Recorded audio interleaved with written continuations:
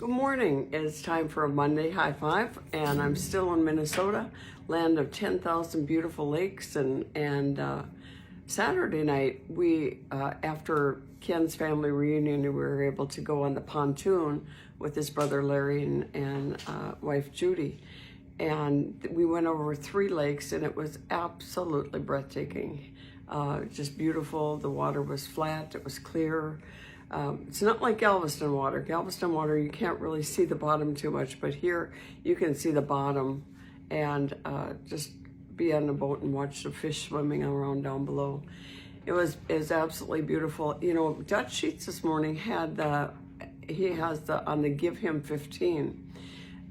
He talked about praying the Word of God, using the Word of God, and that's what I do for my cluster. That's Ken and myself, our 2 daughters, their husbands, our grandchildren by name. Then I name my brothers and my sisters, my nieces and my nephews by name, Ken's brothers, his nieces and nephews by name, every day with communion.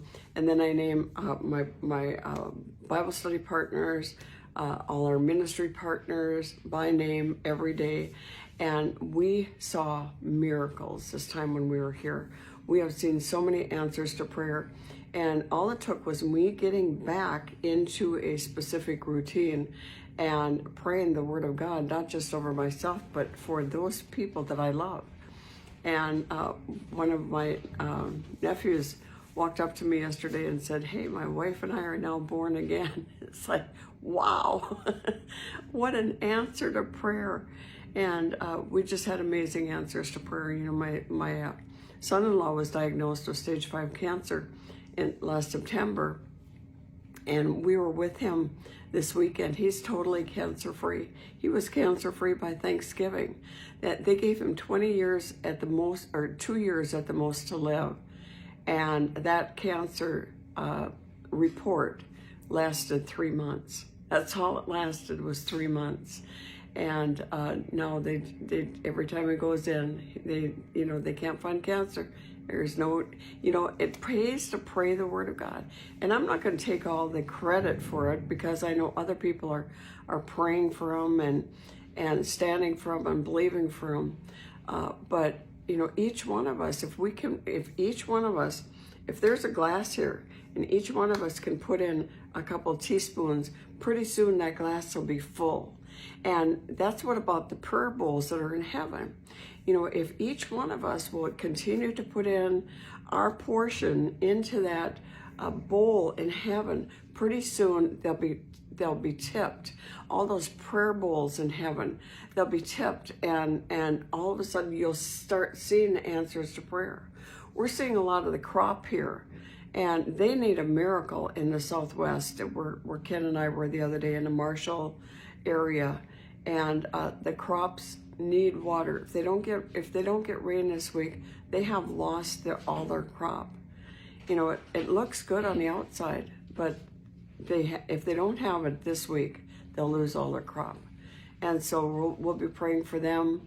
We'll be, Minnesota, we've been praying for Minnesota, and on the news, if you've been watching the news, all you see is negative, negative, negative.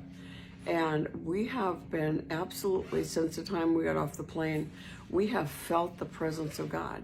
And so, George Washington Carver, he's the one that God gave him all the things from the peanuts and the sweet potatoes and stuff.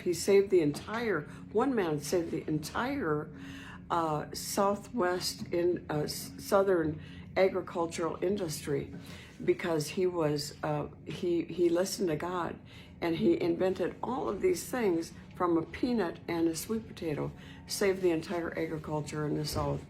And he was a black man, and he was in the time when they were not honored and they were not accepted. And so he became a very famous man. And on his last visit, he was speaking at a conference in Minneapolis, Minnesota, and the Lord told him that the last great move of God would start out of Minneapolis, Minnesota. And so I keep believing that. Everything that George Washington Carver said has come to pass. And so is anything too hard for God? We can stand together, put in your portion, and find something in the Bible that speaks to God's will for this nation, your children, yourself, and start praying that little by little by little. And all of a sudden you'll be surprised with a miracle. God bless you. Have a great day.